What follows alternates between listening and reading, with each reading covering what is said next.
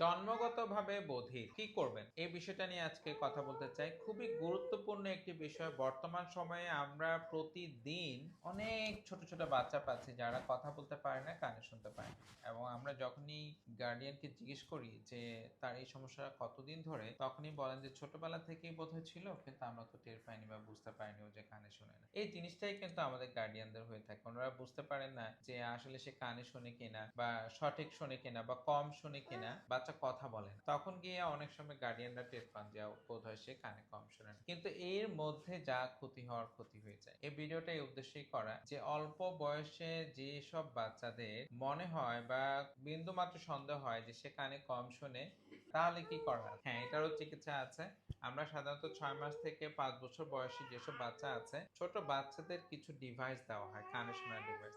এটাকে বলা হয় ককলিয়ার ইমপ্ল্যান্ট। এই ককলিয়ার ইমপ্ল্যান্টটা কিন্তু একটা মানুষের কিভাবে, আমরা সাধারণত যে বাচ্চাগুলো 6 মাস থেকে 5 বছর এর মধ্যে সে কানে একেবারেই শুনে না এবং তার কানে কোনো রকমের ইনফেকশন বা খারাপ কোনো কিছু পাওয়া যায় না, কানের তার ভিতরের জিনিসটা খুব ভালো আছে, তো ওসব বাচ্চাদের কিন্তু বিভিন্ন পরীক্ষা নিরীক্ষা করে আমরা ক্যান্ডিডেট হিসেবে যাচাই বাছাই করে সিলেক্ট করি যে এই বাচ্চাদেরকে ককলিয়ার ইমপ্ল্যান্ট দেওয়া যায় কিনা। এখন আমরা দেখবো যে আসলে এটা দেখতে কেমন, কাদেরকে দেওয়া হয় এবং দিলে এটা কেমন থাকে। আমাদের সামনে একটা ছোট বাচ্চা আছে। ওর বয়স কত? 2 বছর এখন। 2 বছর। আপনি ওর কি হন?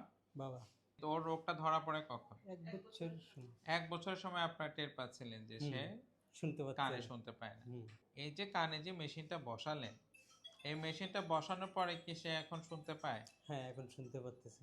এখন সে শুনতে পায়। শুনতে পায়, ডাকলে এখন ফলো করে রেসপন্স পাওয়া যায়। সে আচ্ছা, শুনে। শুনতে পায়। কথা বলার কি চেষ্টা করে এখন? হ্যাঁ, এখন তো সে বয়স এখন কম। আস্তে, আস্তে এখন মানে নিজে, নিজে কিছু একটু বলে।